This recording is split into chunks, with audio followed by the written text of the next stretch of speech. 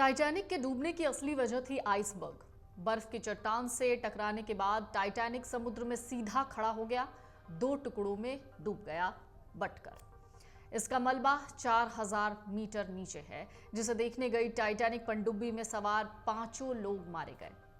आज कहानी ये नहीं है, कहानी है वो किताब जिसमें टाइटैनिक के बारे में सब कुछ लिखा था, वो भी टाइटैनिक के डूबने से 14 साल पहले।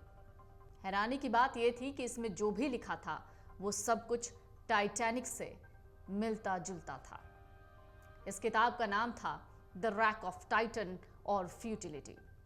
इस उपन्यास की कथा और टाइटैनिक की घटना में कई समानताएं थीं। किताब को साल 1898 में लिखा था मॉर्गन रॉबर्टसन ने।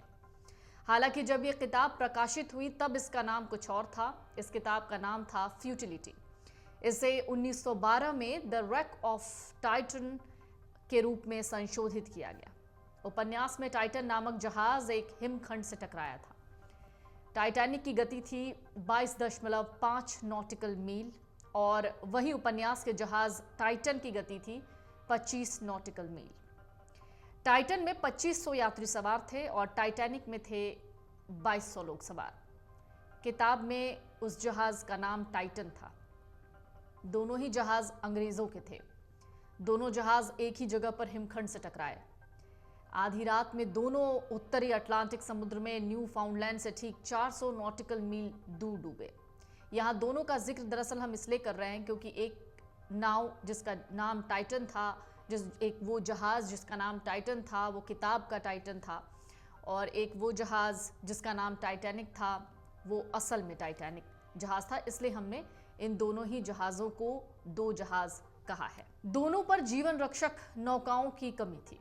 टाइटन जहाज पर 24 नौकाएं थीं तो टाइटैनिक पर 20।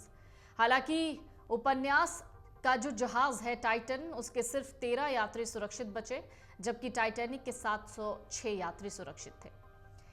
फ्यूटिलिटी की कहानी अब हम आपको बताने जा रहे हैं, जिसको बाद में संशोधित करके 1912 में नाम दिया गया द रैक ऑफ टाइटन और फ्यूटिलिटी। तो फ्यूटिलिटी की जो कहानी थी उसके पहले भाग में टाइटन का परिचय दिया गया, जिसे दुनिया का सबसे लंबा और सबसे तेज जहाज बताया गया, जिसे कभी डूबने योग्य भी नहीं माना जाता है। और हीरो थे उसमें जॉन रोलैंड, जो किताब में हीरो हैं, एक बदनाम पूर्व अमेरिकी नौसेना अधिकारी जिसे सेवा से बर्खास्त कर दिया गया। अब वो शराबी है और टाइटन पर डेक हैंड के रूप में काम करता है। एक रात अमेरिका और आयरलैंड के बीच नौकायान करते समय टाइटन कोहरे में पूरी गति से एक छोटे जहाज से टकरा गया, जिससे वो आधे में विभाजित हो गया। रोलैंड, जिसने निगरानी के दौरान टक्कर देखी थी, वो कप्तान ने उसकी चुप्पी के लिए उसे रिश्वत दी, लेकिन उसने मना कर दिया और बंदरगाह में एक बार काम का पर्दाफाश करने की कसम खाई। कैप्टन और अधिकारी रोलैंड को नशीला पदार्थ खिलाकर उसकी गवाही को बदनाम करने की कोशिश की गई। अगली रात जहाज एक हिमखंड से टकराकर पलट गया और केवल 13 लोग जीवित बचे।